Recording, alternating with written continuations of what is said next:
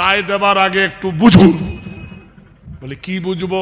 বলি your honour, মোল্লা গরু খাবে না, মহিষ খাবে, ছাগল খাবে, দুম্বা খাবে, মুরগি খাবে, হাঁস খাবে, ভেড়া খাবে, উট খাবে, ঠিক কিনা?